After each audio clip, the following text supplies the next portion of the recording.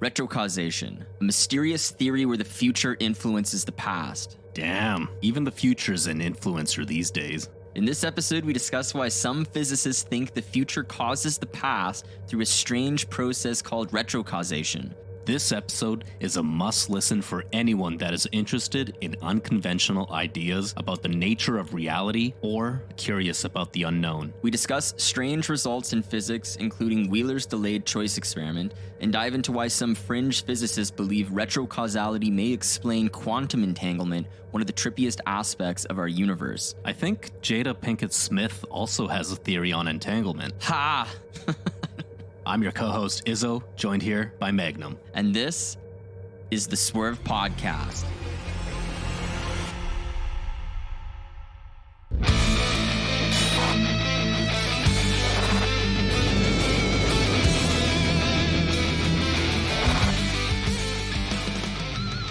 Hello everyone. Welcome back. Hope you're all doing fantastic today. Hope you're ready to listen, learn, and enjoy this episode. We've got a good one for you today.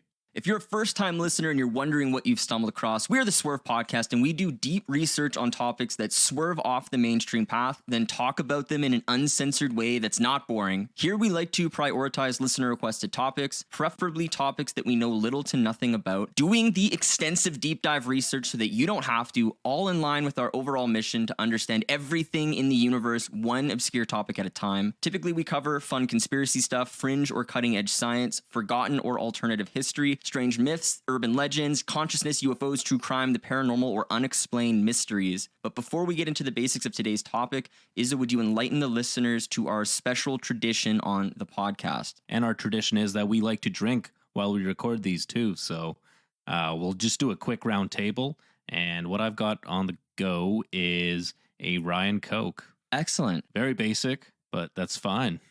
I've got a listener requested drink, actually. It's also very basic, but it's a little bit interesting, a little bit fiery, shall we say, for this episode. It's a Fireball and cream soda. This was recommended by Ryan Paget. Thanks for the recommendation. We got it going. You know, it tastes like it's like a cinnamon little flavor to your cream soda. It's not bad. It's fine. But I think before we roll into this episode, just because this is gonna be fucking crazy. I think Fireball shots are on the round, right? What do you think? Okay. Damn. Should I get some Fireball shots rolling? I got the bottle here, and let's just do it because retrocausation. I don't know. Maybe something in the end of this episode is causing me to do this right now. I don't know. I guess we'll find out. Drinking to forget now before you even get started. Exactly. Fuck, Fireball's excellent. It reminds me of Dentine Fire or whatever. Yeah. Those cinnamon hearts. Yes, exactly. Okay, let's hop into the basics of today's episode. We're going to keep the basics very brief as we possibly can, because we have a lot of craziness to explain. We did an episode about Dr. Daryl Bem's precognition experiments. This was episode 95. I would implore listeners to go listen to that episode after you listen to this one. It was these psychological experiments that suggested that the future could influence the past, and it was very crazy. So we're like, well, why don't we do an episode on retrocausation?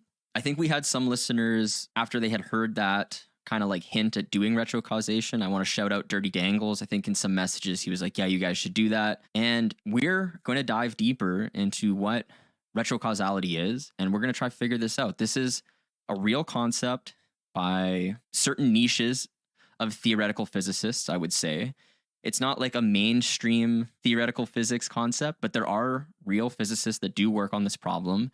And I think we're probably going to do the most justice to these fringe theoretical physicists as we get through this topic, because I don't know. I don't think they get a lot of love, and we're going to give them some love. Swerve Podcast, we got you guys. The fringe scientists are just loving us right now. We give them exposure. They're like, the public loves what we're doing. Just cite the Swerve Podcast. Yeah. Retrocausation, what is this? Let's give a brief definition here. This is a concept of cause and effect in which the effect precedes its cause in time. Basically, in other words, what we're saying is that a later event can affect an earlier event. And I understand that's crazy. Basically, in layman's terms, what we're saying is that the future can influence the past. And we're going to explain it. Basically, it's like future states of the universe are somehow reaching back into the past and helping to establish the present.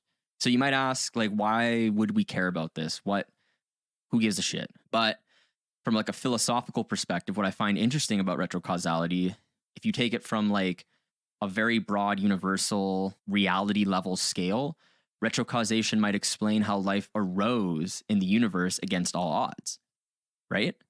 Because if the future can just go back and edit the past so that things for sure happen, it's like it might explain how we arose, right? So we're the best, essentially. Yeah, we're the best. We're the best. Canada. We're Canadian for new listeners who aren't aware of that. On an individual kind of human personal level, instead of a universal level, retrocausation might cause us to question whether fate is pulling us forward. Kind of, is destiny a real thing? Do we have free will? Kind of raises philosophical questions like that, which I find deeply interesting. If this is a real part of physics, there's a lot of downstream effects that I find very interesting about this idea. You'll see as we go through this episode, there's a concept in retrocausality. It's called time symmetric. So retrocausality is exploring a time symmetric view of reality. And that's opposed to a time asymmetric view. And really all that means is that in a time symmetric view, it's essentially the laws of physics are going to be the same regardless if you have time going forwards or backwards, right? Like time symmetrical. Okay. It's the same forwards as backwards. Whereas time asymmetric, this is kind of like our intuition. We assume that physics only works in forward time and not the other way. While we're in the basics, I just wanted to bring up where this idea kind of originated, at least as far as I could find. It appears that in the 1950s, there was a retrocausal interpretation of quantum mechanics that was proposed by someone named Olivier Costa de Beauregard. This person had the idea that the behavior of particles in the present could be affected by measurements of the particles in the future. And what's funny, this was actually this Olivier Costa de Beauregard, probably butchering that pronunciation, but we'll roll with it, was actually a student that actually had the idea a decade earlier than the 1950s, but his supervisor, who was Louis de Broglie, a Nobel Prize winning physicist, warned the student that it was too crazy and not to go public with the idea. So while this person was a student, they actually had the idea of retrocausality in quantum mechanics. Yeah. But this Nobel Prize winning physicist was like, no, you should just keep that to yourself. But they did have the idea like in like the 40s. I remember learning about Louis de Broglie as well. So some people probably will recognize that name. So since then, it seems scientists and kind of just popular public pieces, I would say, are kind of interested in exploring this idea of retrocausality and the idea that this could be a fundamental feature of our reality. So for instance, there's this Israeli physicist named Yakir Aharonov, and he's been pushing retrocausality interpretation of quantum mechanics since the 1960s. And we're going to discuss this guy a little bit later because he has some really great ideas that were actually used to design an experiment that might indicate retrocausality is a real phenomenon in our reality.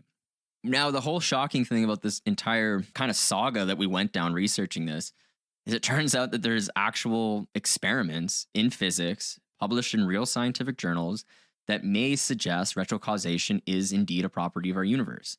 And we'll get into things like there's caveats to all of this for physicists listening and being like, bleh, bleh, one-star review. Yes, we are aware there are different interpretations in theoretical physics. Yes, absolutely. But we're not talking about those. We're going to talk about the retrocausal interpretation because it's fucking dank. So here we go. Basically, what we want to do in this episode, we're going to cover a subset of experiments that are, I would say, some of them are very popular, some of them lesser known. That's why I wanted to bring them up, because I don't think a lot of people know about at least one of the ones I'm going to bring up. And at the end of this episode, I guarantee the conclusions of these experiments are going to change how you view absolutely everything, because that's what happened to me. I'm still recovering from this episode. This episode was fucking crazy, digging into this shit and trying to understand what the hell's going on. We're going to start with Dr. John Wheeler's delayed choice experiment, which is fantastic. Then we're going to go into the lesser known but equally mind-bending experiment by Dr. John Howell. It's called the weak measurement experiments that were done at Rochester University, or the University of Rochester, rather. And then this is where we're going to give the love to the fringe physicists out there. We're going to explain how some of these theoretical physicists actually have a theory and believe that retrocausation might explain quantum entanglement. This is probably going to be my favorite part because it's such an interesting idea. And to me, it makes sense. It makes sense. And I like it. Essentially, the central theme for all of these experiments, it's kind of showing that if you perform a measurement in the future, you can influence the results of what happened before the measurement was even made. Let's just say that again, because that's kind of weird, right? So you make a measurement in the future, and then it affects what happened before the measurement was even made. It's like, how is that possible unless retrocausation is a feature of the world or physics or reality? Yeah. I would recommend listeners get a pencil and paper and start drawing out diagrams as we're talking about them in this episode. Yeah, this is going to take some imagination on some of these. But I thought, okay, before we roll out of the basics and get into some of the deep diving here, I have a quote from Philip K. Dick. This guy is a super duper author. He wrote The Man in the High Castle. He also wrote Do Androids Dream of Electric Sheep, which was the novel that inspired Blade Runner. So Philip K. Dick had a lot of interesting ideas. He actually believed in retrocausality, and I have a quote from him here. Quote, "The future is more coherent than the present, more animated and purposeful, and in a real sense, wiser. It knows more, and some of this knowledge gets transmitted back to us by what seems to be a purely natural phenomenon. We are being talked to by a very informed entity that of all creation as it lies ahead of us in time." End quote. After all of this, who else here is retro curious?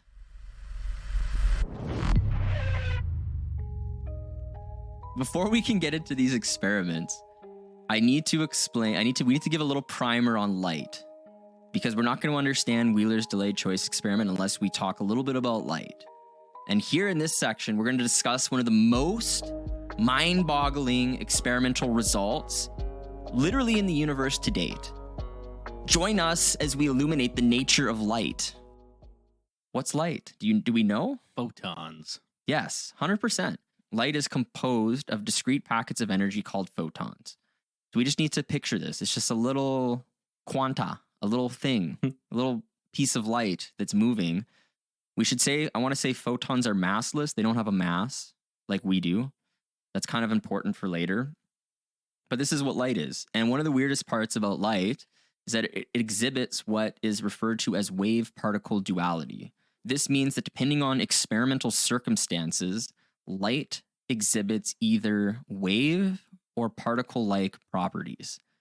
So light can be either particle-like. In this case, it can have, a location. You can observe it as like a particle, or it can be wave-like in that it has a frequency and amplitude. So this is very weird. Photons can be two different things based on how they're measured. What's interesting, though, neither of these properties of light can be measured simultaneously. So it's either going to be a particle when you measure it or a wave when you measure it. What's even weirder about this is when let's break down the classic double-slit experiment. This is very mysterious.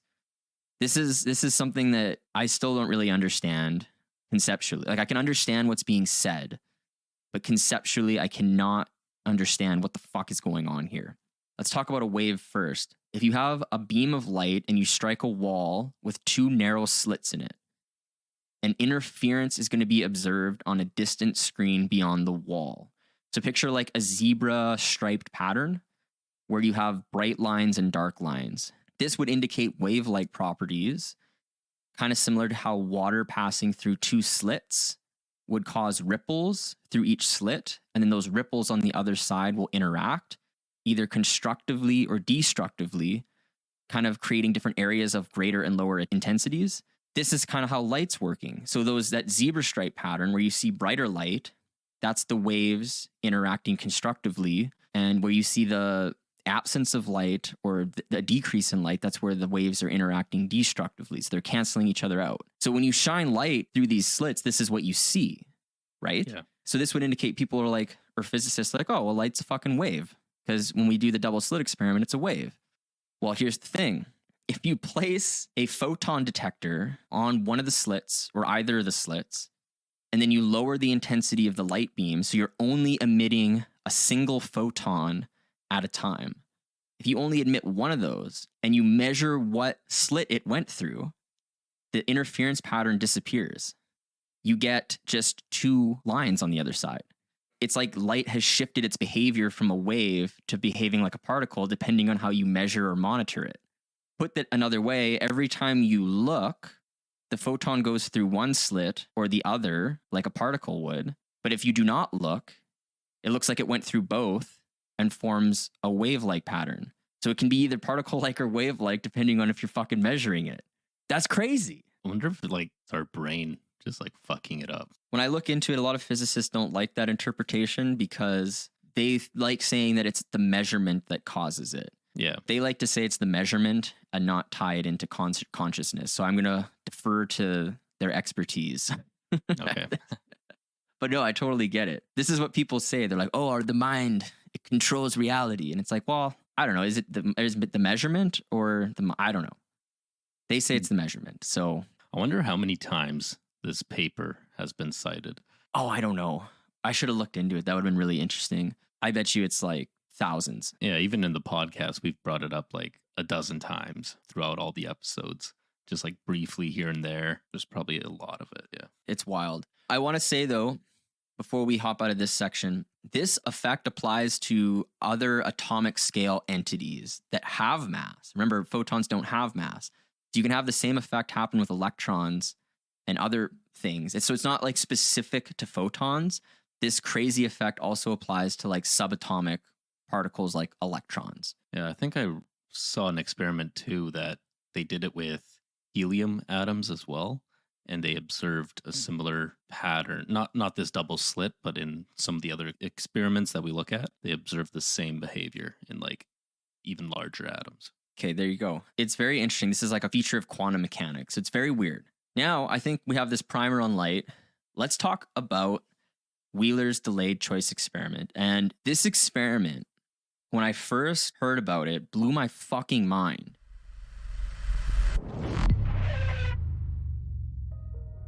What is so crazy about the delayed choice experiment? Well, some interpretations of the results imply retrocausality, or that the future influences the past. A last-minute decision made on Earth about how to observe a photon that was emitted from a star millions or billions of years earlier could alter that past situation, according to some. Put another way, a present event could produce reverse causation that extends millions to billions of years into the past.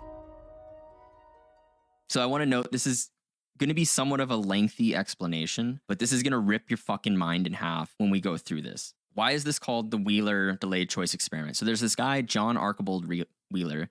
He's a renowned physicist. He described a set of thought experiments in quantum physics to determine if a photon could sense the experimental apparatus and adjust its behavior in kind of a double-slit-like experiment. It's not exactly a double-slit experiment, but it's similar in that you either have a wave or a particle.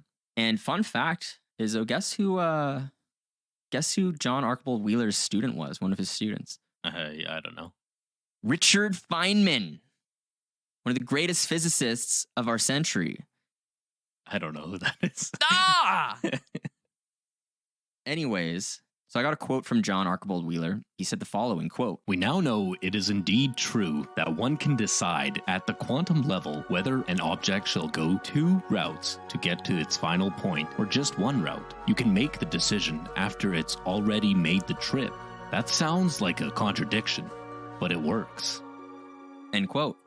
The general idea of this delayed choice experiment is you want to do something that makes the photon decide, that's in quotations, to be a wave or a particle. So you do something that makes it either a wave or a particle.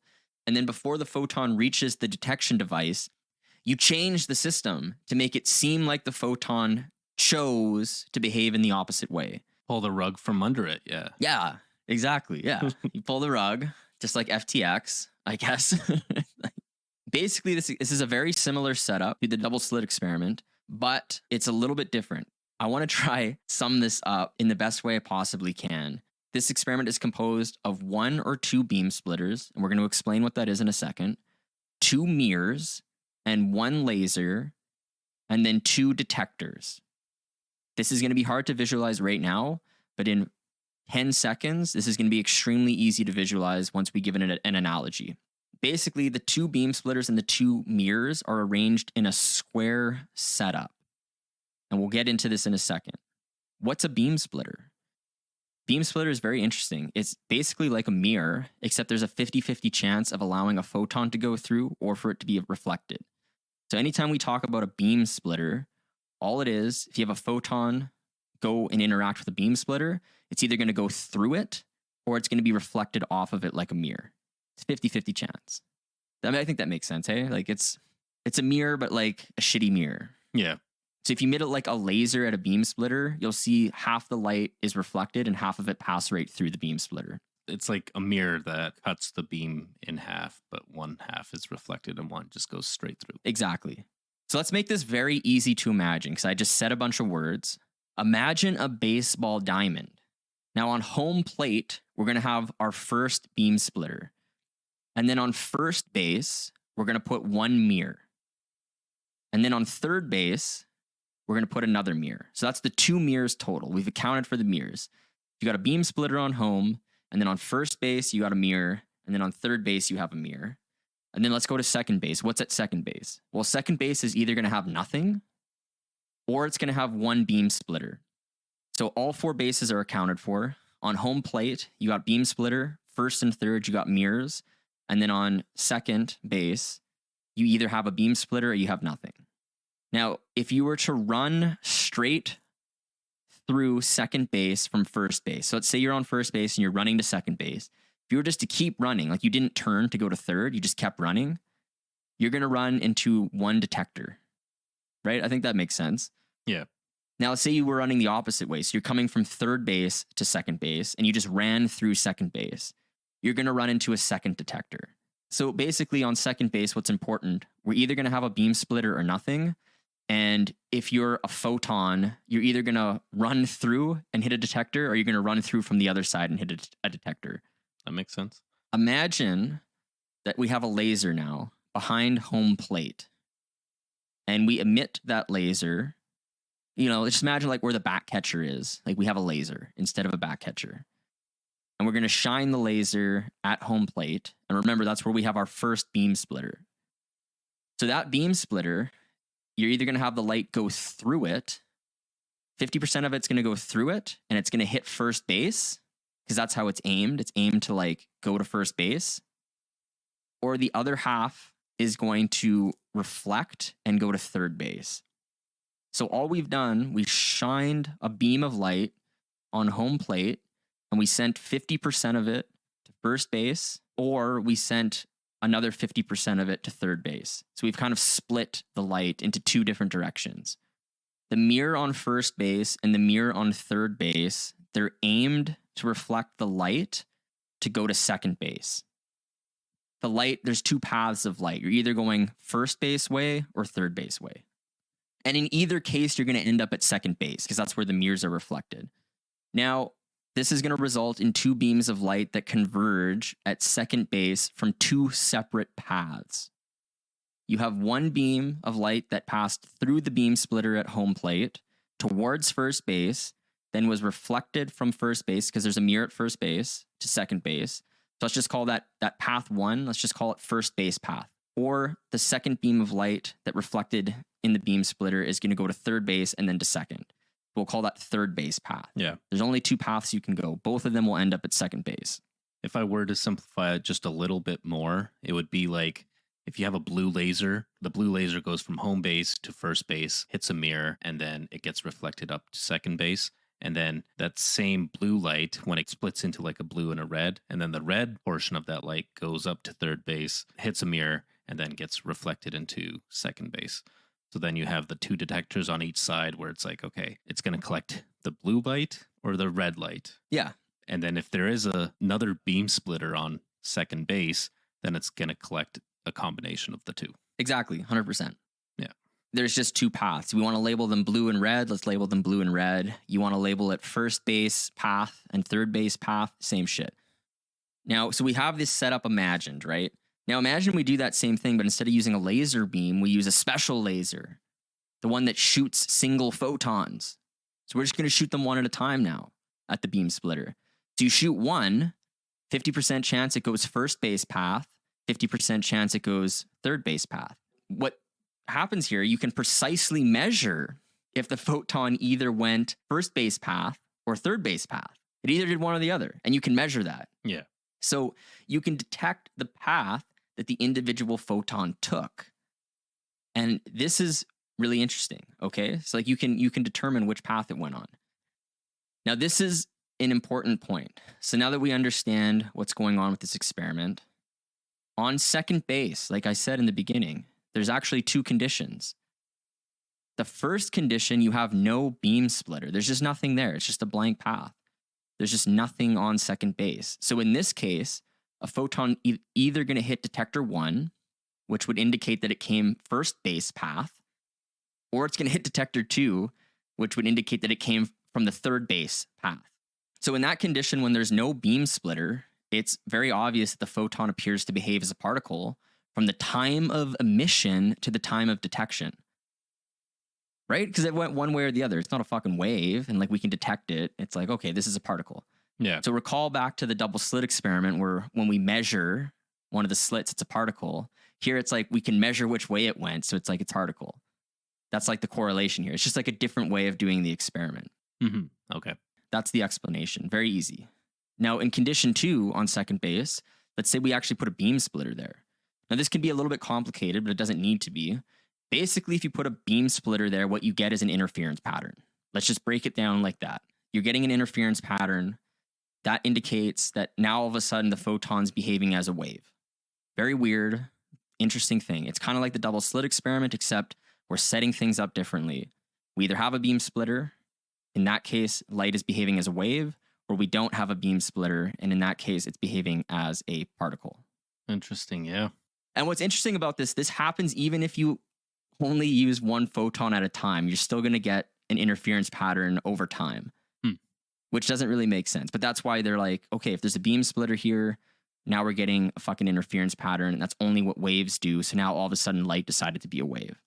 In the same way with the double slit experiment, we can make it a wave or a particle. We're doing it with like a weird baseball diamond setup and beam splitters. Okay.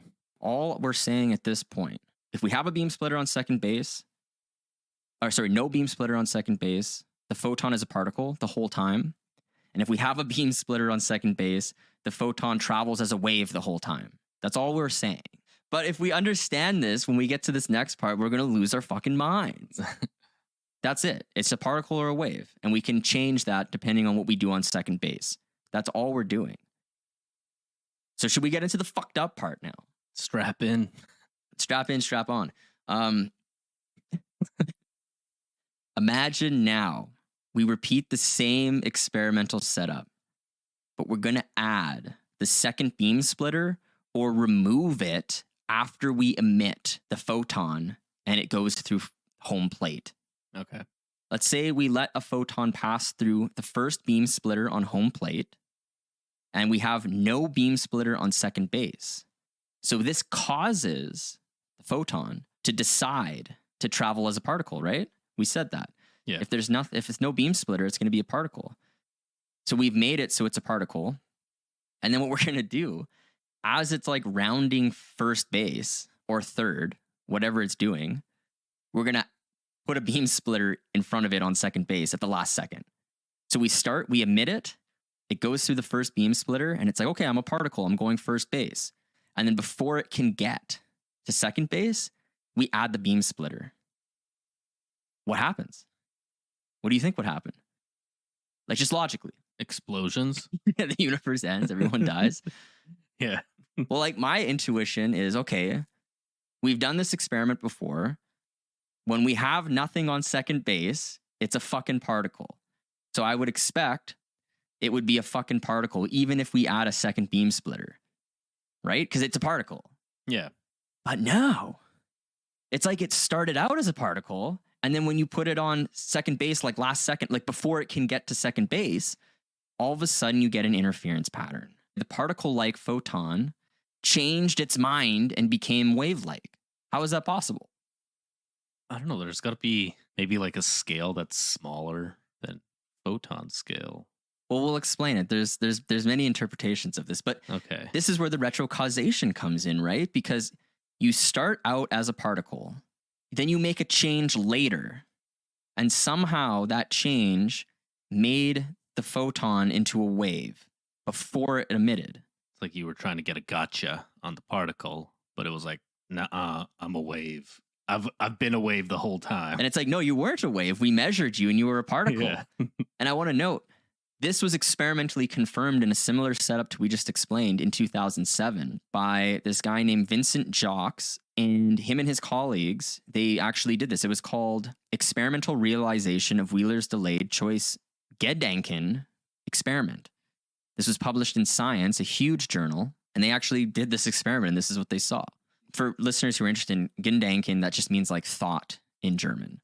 But they're French. Why are they using German words? I don't know, dude. Don't ask me. That's just what it is. It's like it's a physicist thing. Must have something to do with retrocausation. Yeah, it just like the Germans got in there. They're like, no, we got to keep that.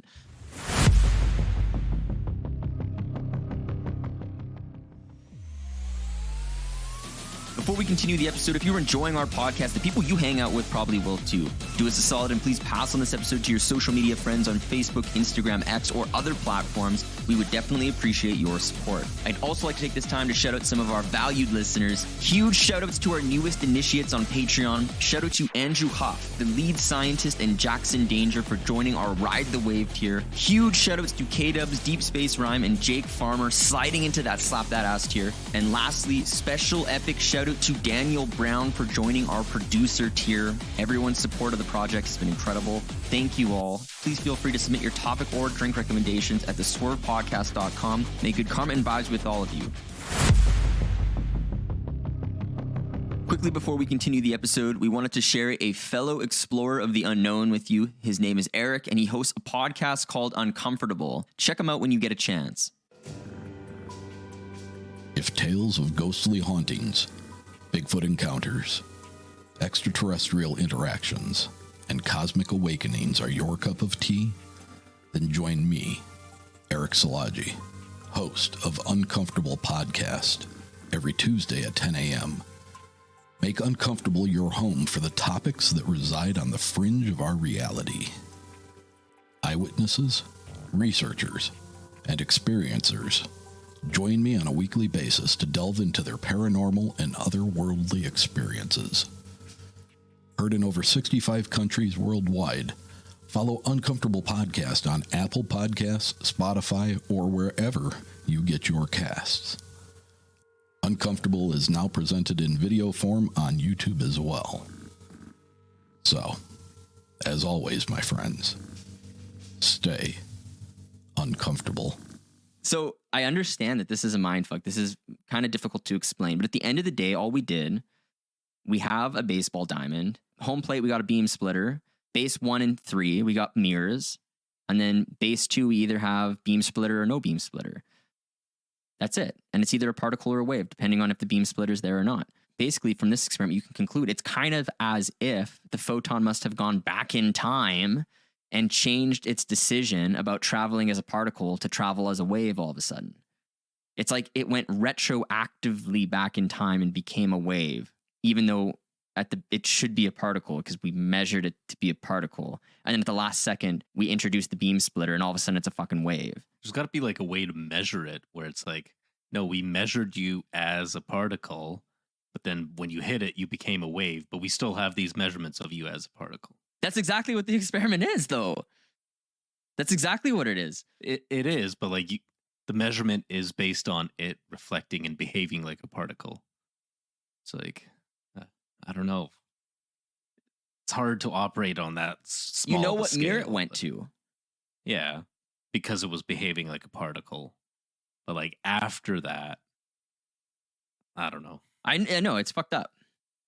It's a very weird thing. So now, what we said at the beginning here, if we can put this into perspective, let's say all of a sudden, let's say you set up this device and you aim it at like a star, and you have photons coming from like 1 billion years ago because it's an old star, and then that photon goes into the experiment, and you measure it as a particle initially, but then at the last second, you change it so it becomes a wave. So the photon from 1 billion years ago was a particle. And then when you did this experiment and you did this weird trick, now all of a sudden it's a fucking wave. Did you change it to a wave 1 billion years ago? Just based on the fact that you're measuring it now? Yeah. Like it went retroactively. It's like, oh, actually, sorry, no, I was a wave the whole time, not a particle. But the thing is, it was emitted 1 billion years ago. Yeah. So it's like, what the fuck crazy. is going on here? Right? Yeah. This is when I was going through this. I was like, this is basically where you rip your brain out of your head and you're like, this is clearly a simulation. Like, obviously. I mean, that makes sense. Billions of years can just change. Like, just because you're just like, oh, I choose to measure it like this, and it just changes. I identify as a wave. Yeah, exactly. That's what happens. It's so hard to wrap your head around, but this experiment is very famous, and it really ruins my brain. It's hard to understand. Yeah. I think we've made the conclusion here very clear, right? It's like you start as a particle, and then all of a sudden it just becomes a wave after the fact. I want to say there's probably some astute listeners out there who maybe they're physicists, maybe they're studying physics or something in school, and they might be freaking the fuck out right now, yelling, there are other interpretations of this experiment. There are other interpretations of the experiment. It's like, yes, there are other interpretations of this experiment, and we're going to discuss them in final thoughts. We'll break it down. You don't have to shit a goat. Get your finger off the 1-star review. We get it. There are other ways to interpret the experiment that maybe could rule out retrocausation. We'll talk about it. But initially, this is kind of what it would suggest. It's like this photon changes its fucking mind. It's mind-boggling. And the star thing really wrecks me. Yeah. Anyways, let's move out. Let's talk about one. This is a very interesting one that you usually don't find any mention of. Like if you were to like YouTube stuff, people like bringing up, Wheeler's experiment a lot, but they don't really bring this one up. But this one's actually, I like this one more. Okay.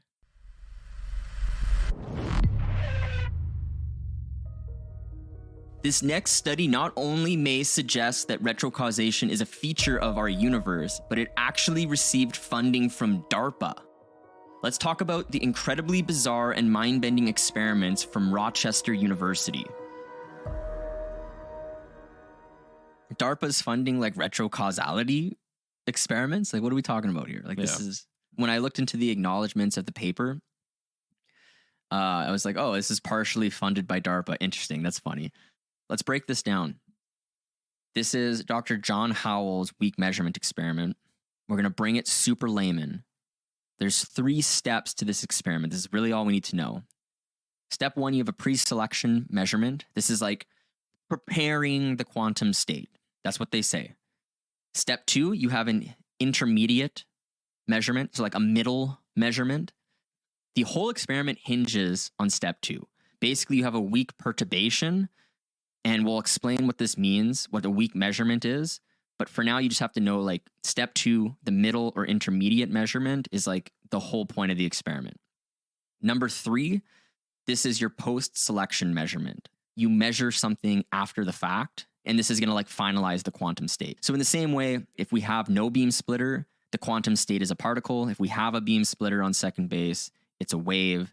That's the final quantum state. So you do something to make it definite what the quantum state is. Okay.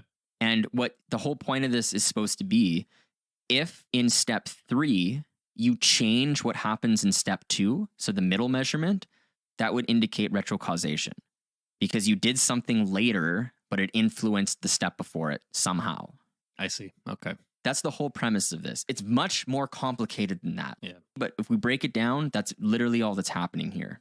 To find evidence of retrocausality, information flowing from the future to the past, the experiment needs to demonstrate that the effects measured at the intermediate step are linked to the actions carried out at a later time, so in that post-selection step. Now, the problem with doing experiments like this, if you're trying to assess retrocausation experimentally, this is difficult because measurements of the quantum system at the intermediate time or this middle step, they'll influence the quantum properties of the system before the final post-selection step can even be carried out. So the problem is, they're like, well, how can we measure it at an intermediate? Like, how can we even do this? Because we're going to influence it no matter what as soon as we interact with it, Yeah. we've changed it. Which is kind of what I was like bringing up before. It's like if you could like measure it before, but yeah, it makes sense. Here we go. Yeah. There's a workaround. There's a workaround. This is the solution. So as long as we understand the problem, like this is the problem. You're like, well, how can we're influencing it as soon as we measure it. So like, how the fuck can we do this? Well, here's how you do it. The solution is called weak measurement. It's not quite measuring. It's like a secret trick. You're kind of tricking the system. And if you recall in the basics, I brought up that Hakir Aharonov, he came up with this technique to get around the problem. So what a weak measurement is, you use the same equipment and techniques as you would with your traditional techniques, but think of it as like turning the knob very, very low so that the power of your apparatus is turned down so low that you're not going to disturb the quantum properties at play. At the intermediate step, when you do a weak measurement, it's so imprecise and weak that if a single measurement is not useful at all to the experimenter, you can't distinguish it from like baseline error with the apparatus. It's just too imprecise. Like there's no meaning to the measurement if you do it one time. But the trick is, if you do it over thousands of sets, if you collectively add them together, you get useful data. And you can get around this interaction with the quantum system. Does that make sense? It's kind of weird. Yeah, it makes sense. Because like the way I'm thinking about it right now, if you're measuring anything, you always have this error associated with it. For example, random fluctuation. But then if you observe random fluctuations so often, you could maybe see if there's a pattern to it as well after thousands of repetitions of it, which is what they're essentially doing as well. Because now you have these things occurring ever so often that you can actually get a pattern from what would otherwise just be seen as noise. Exactly. Yeah. Or just error. Yeah. And because it's like the photon is just like, you didn't really measure it. So it just like does its thing. But it's like, no, we actually are measuring you. We just kind of tricked you. Whereas in like the delayed choice experiment, it's like a direct measurement. So it's like, oh, I'm a wave all of a sudden. I have to be. But in this one, it doesn't know. Yeah. I'm also picturing it like this. If we imagine like that baseball diamond again, and somebody, now it's a person running to first base or from first base to second base, and they're on their path, they're running, and they get nudged a little bit by like the wind, but their path doesn't stray at all. They're just like, oh, whatever. Yeah. I continue on and I'm still like the particle. But then you keep measuring that all the time and you're like, wait, wind actually was a little bit of a factor. Yeah, that's a good analogy. What happened is in 2009, this Dr. John Howell's team at the University of Rochester, they employed this technique of weak measurement into their experiments. So they're like, actually, let's do this and let's see what we can fucking do.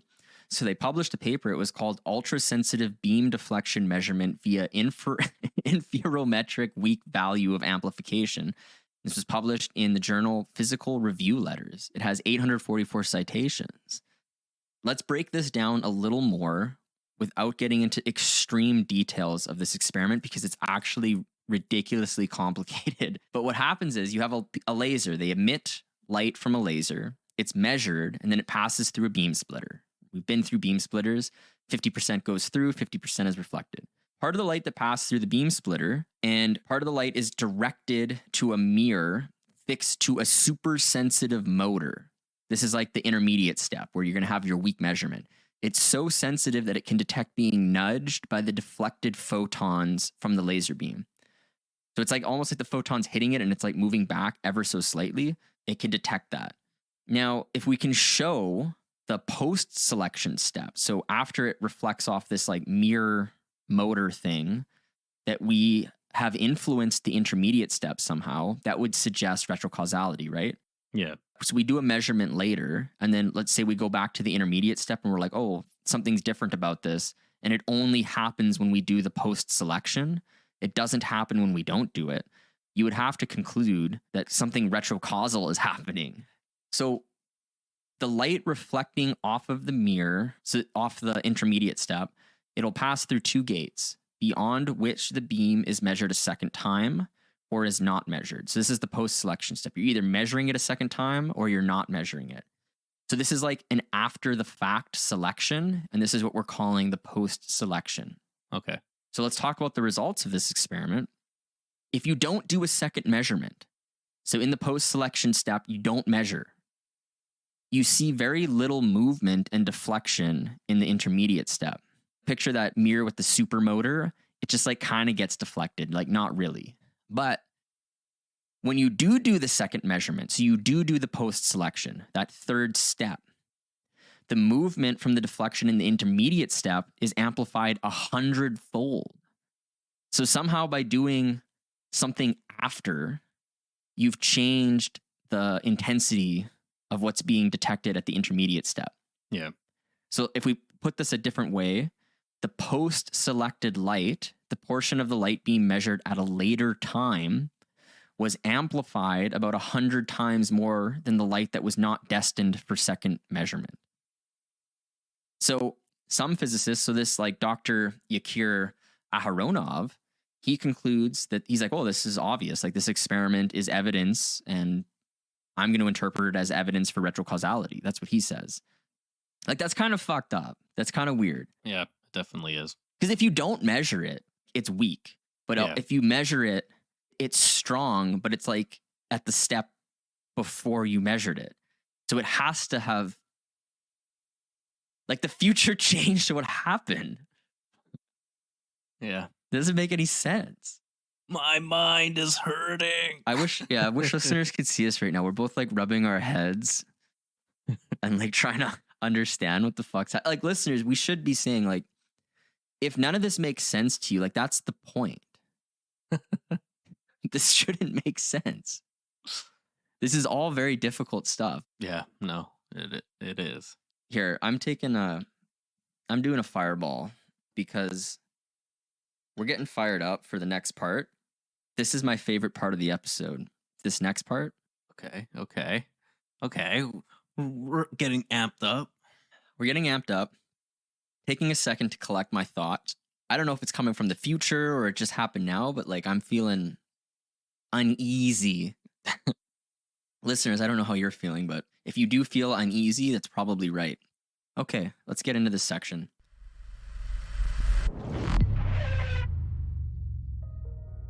It would take 93 billion years to transmit a message about a particle from one side of the universe to the other side if the signal moved at the speed of light, which is the speed limit of the universe. Quantum entanglement is a bizarre feature of our universe in which knowledge about a particle on one side of the universe produces instant knowledge about a connected particle across the universe. Retrocausation may unlock why this is the case. This is my favorite part because we're going to go through how retrocausality can explain quantum entanglement. Maybe listeners have heard of it before. It's kind of a buzzword here and there. But basically, this is why this is crazy to me. This is why quantum entanglement rips my fucking brain in half. Imagine you know something about a particle on one side of the universe, and then because you know that, all of a sudden, instantly, you know something about a different particle that's across the universe. You could be on the whole other side. So let's talk about it. So quantum entanglement. So say we have quantum particles, very tiny subatomic scales. We have something. They're kind of synced together, and this is like an unbreakable correlation. Even when they're light years apart, even 93 billion light years, like we talked about, knowledge about one particle will give you new knowledge about the other. Nothing's supposed to travel faster than the speed of light, but for some reason in quantum entanglement, it seems like that's the case. So let's put it another way. After two quantum particles interact, they are no longer independent of each other, even at these great distances. This is a common example you'll find. Let's say scientists, they want to measure the direction some particles are spinning. Particles can have spin. This is a thing. Let's say it's either spin up or spin down. Right? It's either going to spin up or it's going to spin down. And let's say that we have a pair of entangled particles. There's two of them. They're entangled. We keep one here and we send the other one on the other side of the universe. Okay? Before the particles are measured, each will be in a state of what's called superposition. You've heard superposition before, Izzo, hey? I think in the Kama Sutra. What's the Kama Sutra? Never mind. It's like book of like sex positions. The superposition. All right, so you're familiar. Okay. Spin up, spin down, like 69ing. Yeah, You got two particles, 69ing.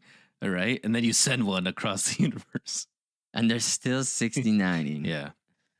Okay. Kind of similar.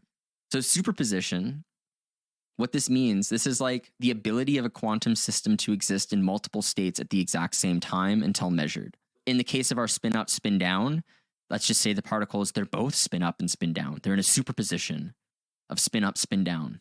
Okay. Right? That makes sense. Yeah. So in this example, they're both spin up, spin down.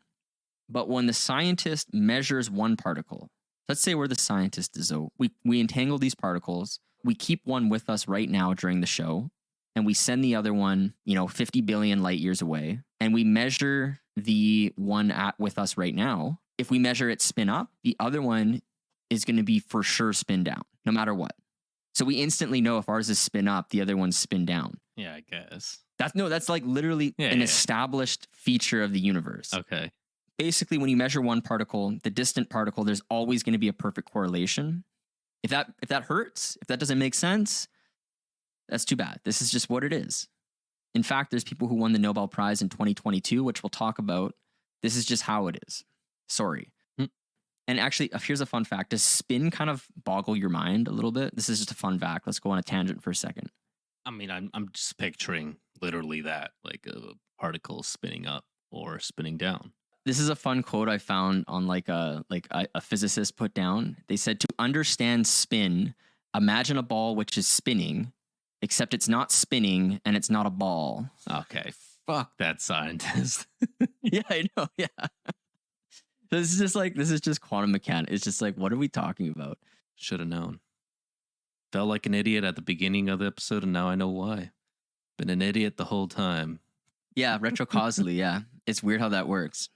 Yeah. It's weird how that works.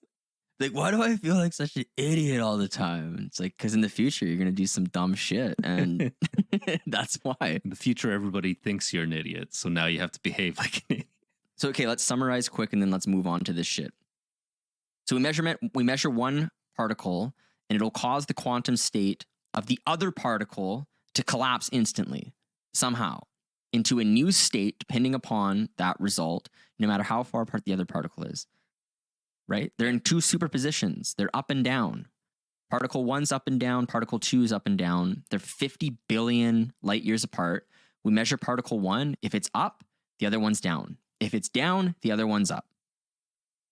How is that possible? Well, retrocausation might explain this. So the problem here, like we've kind of been hinting at this entire time, somehow measuring the first particle, it causes something to happen to it faster than the speed of light. And this should not be possible according to Einstein's theory of relativity. Now, in fact, when people were talking about this back in the day, Einstein, he would call this spooky action at a distance. Einstein didn't like this. He's like, fuck you guys. Spooky action. He called it spooky action at a distance. He's essentially slapping people around as a physicist with his words. Also, Schrödinger was also in Einstein's corner. Schrödinger coined the term and the description of entanglement. He said the following, quote, when two separated bodies that each are maximally known come to interact and then separate again, then such an entanglement of knowledge often happens. End quote. With quantum entanglement, measuring a local particle gives you information about a remote particle. We've talked about this a number of times. But let's just emphasize why this is bananas. Like, why is Schrödinger and Einstein mad about this? Well, the reason it's bananas is it implies what's called non-locality. This guy named John Stuart Bell, he was a massively important physicist. He argued that if quantum mechanics is correct, then non-locality is unavoidable.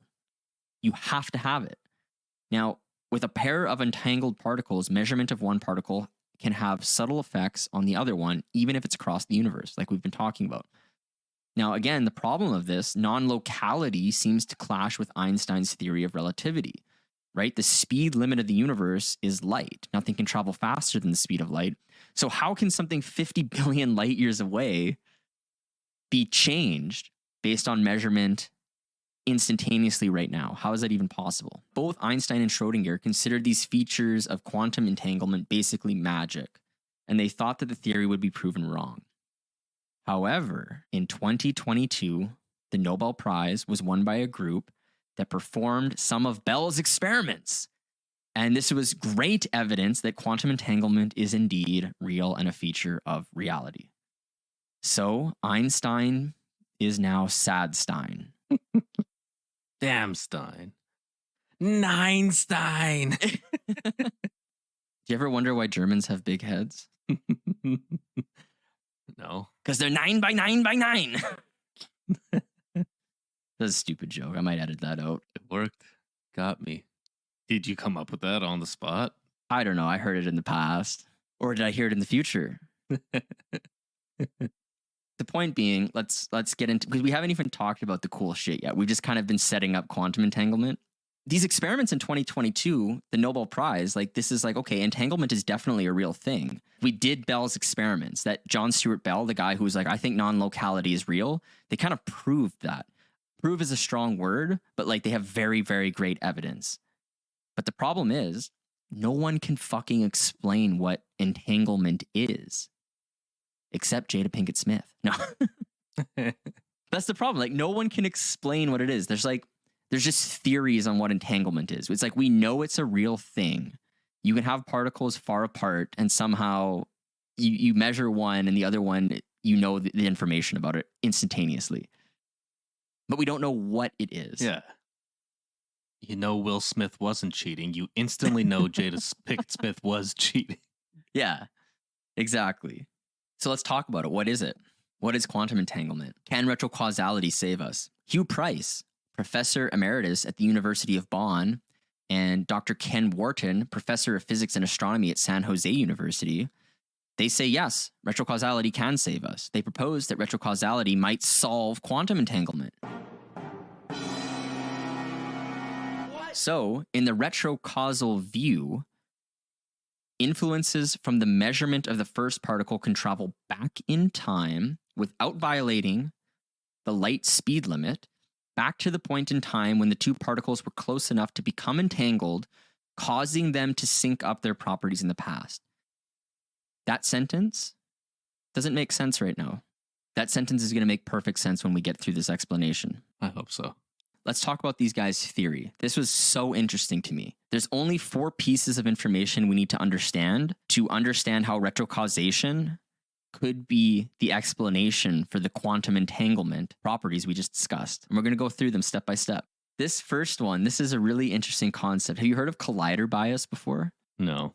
Okay, so we need to understand collider bias to understand the first idea of the 4 pieces. Collider bias is actually nothing crazy, but they're going to apply it to physics. So basically, due to sampling error, 2 events appear to influence each other, but they do not. So let's give an example. Let's say you have patients in ward C. We're going to use disease as an example. So you have ward C, and there's patients in that ward. Those patients, they either have virus A or B, or they have virus A and B, right? They're either sick with virus A or virus B, or maybe they have both viruses. Who fucking knows? Okay. Now, if a patient does not have virus A, in ward C, they almost 100% will have virus B and vice versa. If you don't have virus A, you have virus B. And if you don't have virus B, you almost 100% have virus A.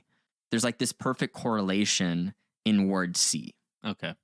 So if you were to sample just data from ward C, let's say you wanted to study virus A and B, but you only took data from ward C, you would conclude that a patient, if they had not caught virus A, they almost certainly must have virus B.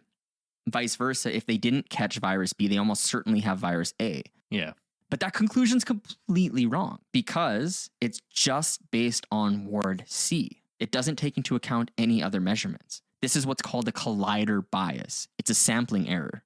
For example, if a patient had not caught virus A, Izzo, you don't have virus A. Well, you're just not in ward C. Right? Yeah. You're just not in ward C. So like you're completely outside of the measurement. So if you're only focused on ward C, you're like, oh, A and B have a perfect correlation, but you're not taking into account anything else. So it's called a collider bias. Okay. Now I want to mention, so a collider bias, this isn't like a physics thing. This is like a very known thing in like epidemiology. It's like a distorted association between 2 variables. So this is very well known.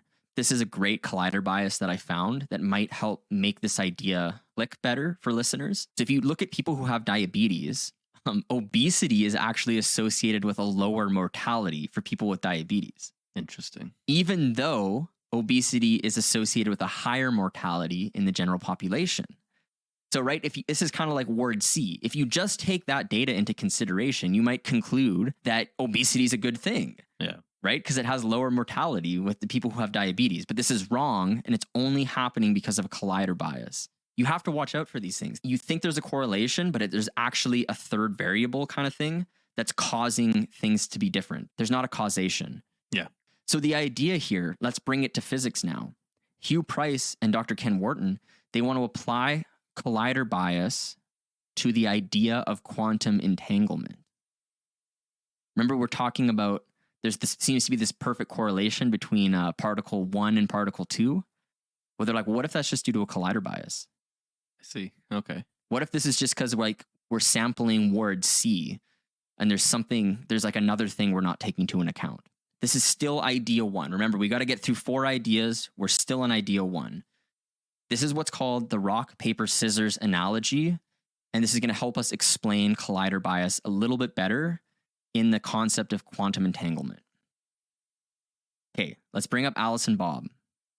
They're playing rock, paper, scissors, but they're doing it 50 billion light years apart. Okay? Okay.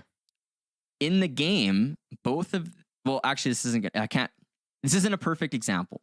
If they're 50 billion light years apart, it's going to take too long. Physicists are going to give us a 1-star review. Let's just say they're at a distance. Okay. They both send their response to a third party named Charlie. And Charlie adjudicates who the winner is, right? So if Alice does paper, she sends it to Charlie. If Bob does scissors, he sends it to Charlie. And then Charlie's like, scissors beats paper, Bob won. He's the one who adjudicates. They don't adjudicate. Okay. Here's the thing. Charlie actually likes Alice. He's got a little crush. Simp. So, you say same? No, simp. Oh, simp. Because Charlie likes Alice, he starts throwing away the results of Bob.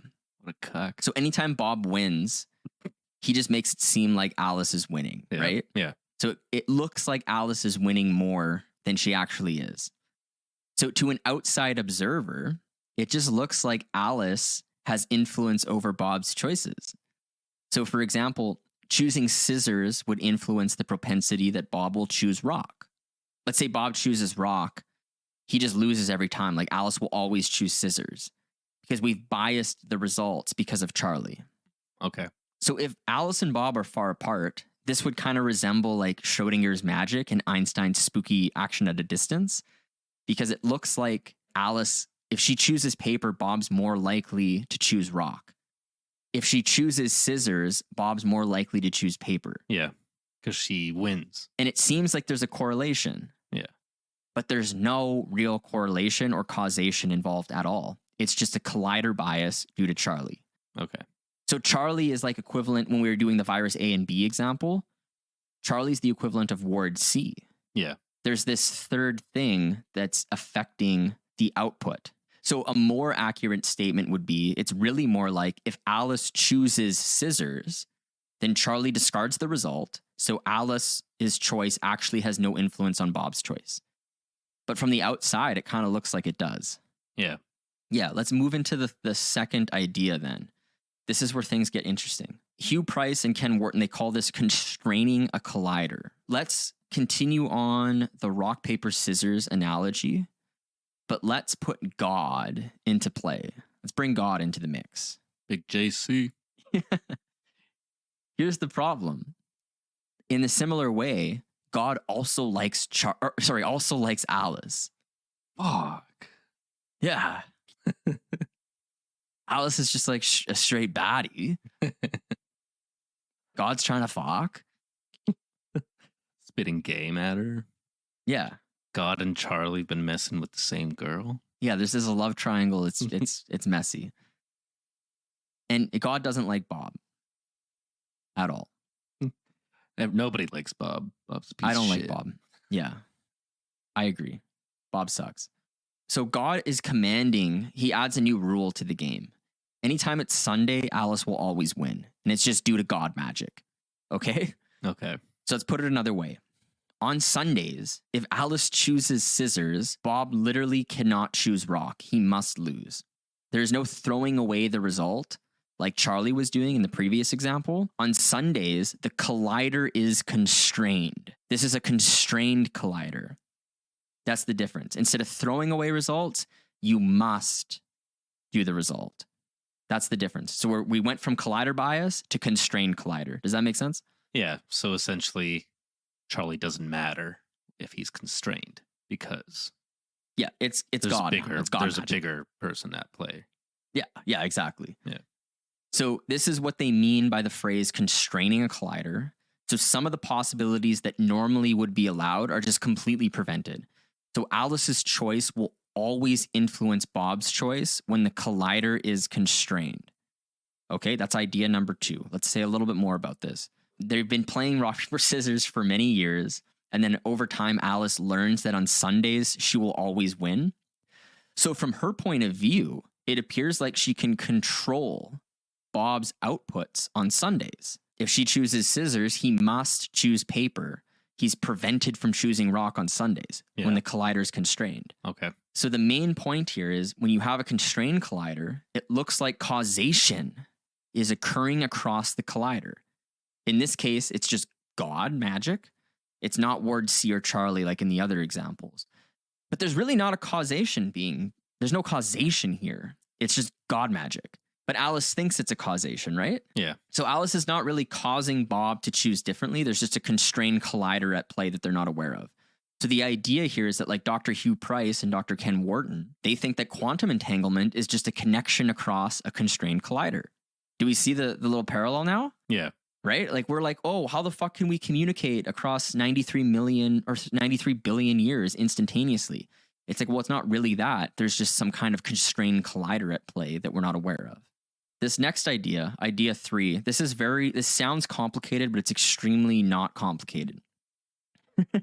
It's called initial control. This is kind of where retrocausation will come into play in the theory. Remember, we're just using analogies to try to explain the theory. Like this is the best we can do. We have to like use stupid Alice, Bob, rock, paper, scissors stuff. Really, we're trying to talk about quantum entanglement. We got to use these examples because otherwise it's too much. So now instead of doing rock, paper, scissors, we're going to do quantum rock, paper, scissors. We're going to explain a related but separate game. So let's go back to the Charlie and Alice and Bob example, except this time to make the thought experiment more like actual quantum entanglement experiments, all we're going to do is we're going to add coin flips. Okay? Okay. So like if Alice chooses scissors, she also flipped a coin. It's going to be heads or tails. If Bob chooses paper, we're also going to flip a coin. It's going to be heads or tails. Okay. And really, we don't even need to remember that. We're just trying to appease the physicists right now. Here's the other thing we're going to do. We're going to give Charlie a fucking crystal ball. Okay? Okay. Charlie gets a crystal ball now. And he also gets to manage the coins that Alice and Bob report. Okay. So in this game, basically, Alice and Bob, they're going to report 4 pieces of data now. You got 2 choices. It's either going to be rock, paper, or scissors each. And you have 2 coin flips. That's the only difference in the game. But Charlie is still able to bias the fucking game because he has a crystal ball. Listen, I can see this example is insane, but this is the best example, like the only analogy that works. Okay. So it's stupid, I understand, but like this is like the only analogy that works. It's rock, paper, scissors with a crystal ball and coins. That's it. Having the crystal ball allows him to know in advance whether rock, paper, or scissors are going to be the results of Alice and Bob. So if he knows these results, he can just simply flip the coins and then choose the results of the other coin based on a rule that takes into account Alice and Bob's future choices. That sounds complicated, but let's put it another way. Alice and Bob's choices both influence what outcome Charlie produces in every case. Whatever Alice and Bob choose, because Charlie has a crystal ball, he will make the choice to bias the game based on what they do in the future, right? Because he has a crystal ball. Yeah. So what we're saying is all we've done in this third example, we've just tried to make it more like actual quantum entanglement experiments by like adding these coins and stuff. But all we're saying is we still have a collider bias in the game, just like the thought experiments, they're just closely more represent quantum entanglement experiments. So the main point is, in this game, Charlie is able to constrain the collider himself because he can use initial control. All initial control, because he has the fucking crystal ball. Whatever they do in the future, he can just align the coins to whatever he wants. This sounds really complicated, but initial control, all it is, it's simply the ability to control the initial conditions to produce an outcome. And he can do that because he's influenced by what they do in the future because he has a crystal ball. Kind of sounds like retrocausation a little bit, right? So we're getting there. Yeah, it does. So the idea here is that this could be what is happening with quantum entanglement. So when Alice chooses scissors, Bob will always choose paper because they are connected across a constrained collider. In this case, literally has a crystal ball and initial control. It's the same thing. It's like why measuring one quantum particle as spin up automatically means the other one spin down. Yeah. There's some structure that's functioning retrocausally. In this case, where it's Charlie and his crystal ball and his ability to just flip the coins how he wants. I see. Okay. So let's add in the fourth element here. We're going to get to retrocausality. So this is what's going on with the fucking crystal ball, basically. In the thought experiment of the quantum rock, paper, scissors, we needed to add a crystal ball. The crystal ball allows causation to work backwards. It is just retrocausation in the thought experiment. Alice and Bob's choices were known to Charlie, allowing him initial control. That was the third idea, to input his bias. This is why Alice is always winning, but also setting up the random coins. So Price and Wharton, they're suggesting this could be exactly what's going on with quantum entangled particles at the end of the day. So in their summation of all these ideas, these four ideas, remember we talked about collider bias, then we talked about a constrained collider, what that is. Then we talked about initial control, which is simply just your ability to bias stuff, but you need to have the retrocausation, the crystal ball, to actually do it. So in summary, retrocausality automatically introduces a collider at the point where the two particles are produced. Alice and Bob's choices of measurement both feed back into the past to influence the particles at this point. This is literally retrocausal. So entanglement is connection across a constrained collider, where the collider results from retrocausality and the constraints from ordinary initial control of the setup. This is a simulation. It has to be if somebody has a crystal ball. Yeah, it's like, yeah, Charlie. The hell? Does that make sense? Or should we link? Like what? Yeah, I guess makes sense. Not really, but the idea makes sense and the explanation makes sense. It just conceptually still hurts. Honestly, when I was listening to interviews with Ken Wharton when he's talking about this, he's like, yeah, this is fucking crazy. Yeah. Retrocausality, right? He's like, but so is every other interpretation. He's like, this is not more crazy. This is equally as crazy. Okay. He's like, yeah, we're crazy, but everybody else is crazy too. So it's fine. Yeah, pretty much. So they think quantum entanglement can be explained by retrocausality.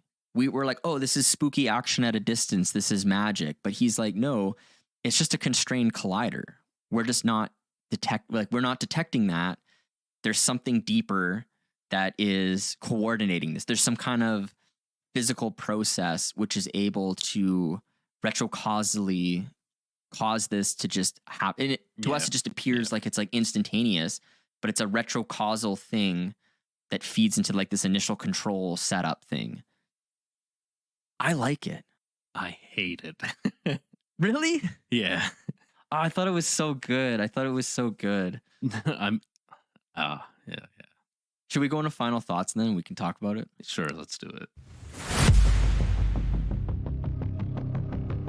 Before we move on, we would like to give massive props and credits to our producer tier on Patreon. Thank you to Spurgalicious Asshat, David Cheesem, Alexius Ryan, Big Balls Small Wiener, Batcat Meatloaf, Velcro Shoe Guy, Tosh Collins, Andrew Johnson, Honest Elliott, Nikki Hansen, Justin Ware, Danny Brown, and Christian J for enabling today's episode and the continued growth of the show.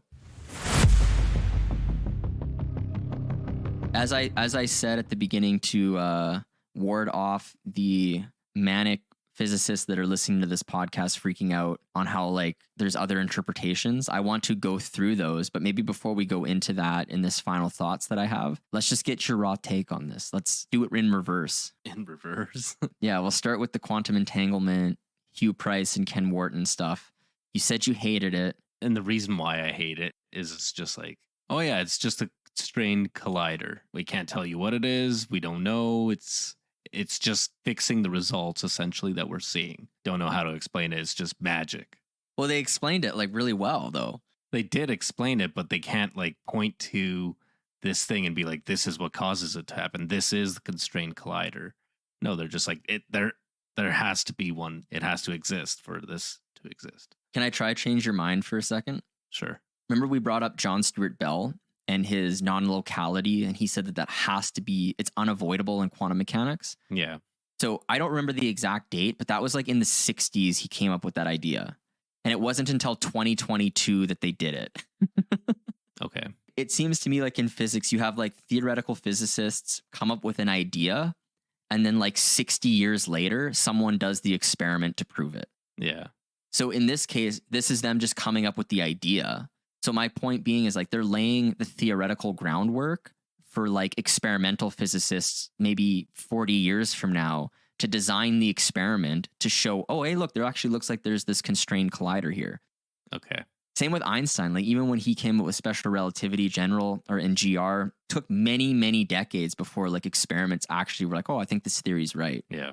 But I do agree. It's frustrating. Like there's no like experiment to prove it. Yeah. I guess you're right. I'll take your word for it that it's laying the theory and the foundation of the experiments that'll come when we're dead. They just need more funding. DARPA. Get more DARPA dollars. Yeah, turn to DARPA. Yeah, DARPA dollars. That's what we should do. We should get funded by DARPA on this podcast. Give the military more money. Oh, that's hilarious. We're just completely captured by the military industrial complex. That's so great. Talk to your local congressman or PM, not PM, your MP. Increase your tax dollars. Yeah.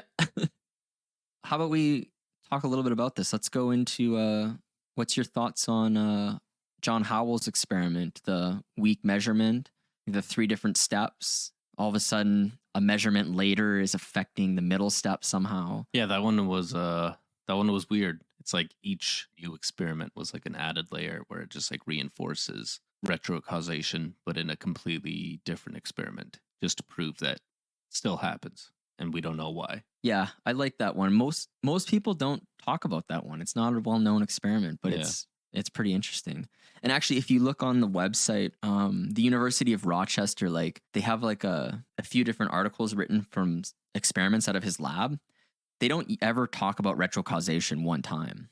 Interesting. They feature his work on the website because it has so many citations and it's like very important, but they never bring up retrocausation.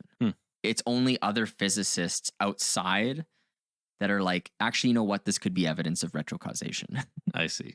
I find that very interesting. What about Wheeler's delayed choice experiment? The baseball diamond. Yeah, that one is like the same thing as the double-slit experiment. Just a different way of doing that. Give you the same conclusions, like I guess. It's essentially exactly like the double slit, except a different mechanism for making a wave in a particle. Yeah. But then in the double slit, it just the photon just hits the wall. Yeah. It's like doing another measurement before it hits the wall, basically. Yeah. No, I like it. I did want to say, I did mention earlier that there's different interpretations for this kind of stuff. So I did want to give some merit to some of this. When we're talking about different interpretations on the delayed choice experiment, so retrocausation is an interpretation, but there's also the idea that the photon is just in a superposition of states. Remember we brought up superposition? The idea that it's just both. So it's a particle and a wave, but then when you measure it, it collapses into one or the other. That's another interpretation. It's not that it started as a particle and then it became a wave. It's just it was a particle and a wave at the exact same time until you measured it, and then it became one or the other. Yeah. So people are like, you don't need retrocausation to explain that at all. So I wanted to throw that in there. That is an interpretation. And I did have a quote here by a physicist named Sean Carroll. He's a theoretical physicist. We've brought him up on the podcast many times. I like his work. He's got good ideas. Here is him talking about this not maybe being retrocausation, but explainable by superposition in quantum mechanics. Quote, There is a temptation to think of an electron as something with both wave-like and particle-like properties. If we give in to that temptation, it's a short journey to thinking that the electron or photon must behave in either a wave-like way or a particle-like way when it passes through the slits, and in any given experiment, it will be one or the other. And from there, the delayed choice experiment does indeed tend to suggest that information had to go backwards in time to help the electron make its decision. And, to be honest, there is a tradition in popular treatments of quantum mechanics to make things seem as mysterious as possible. All of these temptations should be resisted. The electron or photon is simply part of the wave function of the universe. It doesn't make choices about whether to be wave-like or particle-like, but a number of serious researchers in quantum foundations really do take the delayed choice quantum eraser and analogous experiments, which have been successfully performed, by the way, as evidence of retrocausality in nature. Signals traveling backwards in time to influence the past. There is no need to invoke retrocausality to explain the delayed choice experiment. end quote. So I find that interesting, right? We're just giving merit to other interpretations. And by the way, that's exactly how Sean Carroll sounds. But can I throw in a little, because like if there's physicists listening, they might be like satisfied right now. They're like, yeah, that's right. Retrocausation doesn't matter. Yeah. And it's like, yeah, you're right. But like Sean Carroll also is the strongest proponent I've ever seen about the many worlds interpretation of quantum mechanics. I'm just going to kind of like hyperbolize his belief, but he believes something along the lines of that one branch of the wave function we measure of a particle, and in the other branch we measure a wave. So like the universe literally splits into one or the other.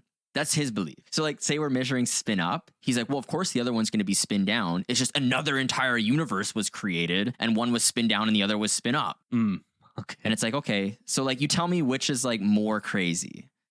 Like, is it that or retrocausation? It's like they're both fucking nuts. The main point, there's many ways to interpret experimental results. It doesn't need to be retrocausation, but like you can use retrocausation. And I don't know. I kind of like it. I kind of think it's cool. But you could do many worlds. You could do that. You could do the Copenhagen interpretation where it's like collapse of the wave function and shit too. There's other ways of doing it. We should just throw that out there to be accurate. Let's talk about interpretations of John Howell's weak measurements at the University of Rochester. Same kind of thing applies to this. So weak measurements there's differing opinions about their utility out there. So some physicists think that weak measurements are great. Others disagree. So in other words, any meaning derived using weak measurements is considered controversial because some are like, well, maybe it's not a weak measurement. Maybe you are influencing the quantum system. Like there's different interpretations, right? Yeah. Okay. And we should also note that there are ways to explain the results using standard quantum mechanics according to other physicists. So again, it's not like retrocausation is unambiguously demonstrated there, but the retrocausality interpretation does make the explanation easier. Actually, this is something I found that I thought was interesting. It kind of simplifies things. Whether that makes it true or not over standard quantum mechanics interpretations is up for debate, but it does make it easier. I guess if you're doing the math, which we're not doing, it actually simplifies it. So some are like, well, it's simpler. So like maybe that's credence that our theory is correct. But others are like, well, that doesn't mean that it's necessarily correct. I'm just saying there's controversy around that explanation there. It's not like it's perfectly like, oh, this is for sure retrocausation. You could explain it in other ways. I should mention the quantum eraser experiment. We didn't talk about it in this experiment. If you were to Google retrocausation in YouTube or anywhere, the fucking first thing you're going to find is the quantum eraser experiment. I studied the fuck out of the quantum eraser experiment, and I kind of figured, I'm like, oh, this is going to be like a central piece of our episode. Because it's like, it's highly cited for retrocausation. Every video you look at is like, whoa, this is crazy. Yeah.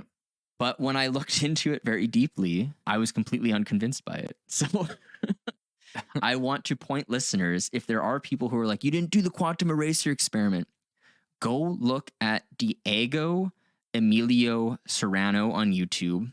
He has the best breakdown of the quantum eraser experiment that I could possibly find. And he can make a layman understand it. It's very good. He goes literally through all the equations in front of you and he debunks it. So if listeners are wondering why we don't have the quantum eraser experiment, he sold me on it. I was like, well, this isn't really retrocausation. Okay. Thank you, Diego. So yeah, that's why it's not in the episode, because I'm sure there are some listeners who, you got to check out this one. And it's like, well, I did. I spent so many fucking hours on the quantum eraser experiment and I just deleted the whole thing. Damn. End of the day, my final take, I'm partial to retrocausality in the sense that I just love fringe shit. And I think innovation occurs on the fringes. And I don't see retrocausation being dismissed. There are some experiments that you can use to suggest it, but there are other interpretations that also explain the results. I do think it's a cool theory. I like these experiments. I'm going to keep my eye out on Ken Wharton's work. I want to see if experimental physicists can come up with some way, devise some kind of way to test the constrained collider thing. I think that would be super cool. Based on some of the other episodes we did, like the precognition stuff, this is maybe why I'm partial to this, is because I kind of think that there's something we're missing. Yeah. I don't know. I could be completely wrong, but it's fun. We're having fun. So before we roll out of today's episode, be sure to go right now and sign up as a free member on Patreon so that you can vote on what topic we record at one of our next recording sessions. Signing up is very easy. It takes 1 minute. It's completely free. Go to patreon.com/the-Swerve-podcast and then press the blue join for free button. Then you can create an account by entering your email and password, and you're going to have instant access to voting on our next topic. Yeah, so what we do with that is we release a poll of 5 to 10 topics from the master bank of recommendations on the 1st of each month, and then voting is open until the 15th of each month. So hurry up and go sign up to cast your vote before voting closes or before you miss out on the next one dropping. Thanks everyone for listening, and with that, slap that ass and ride the wave.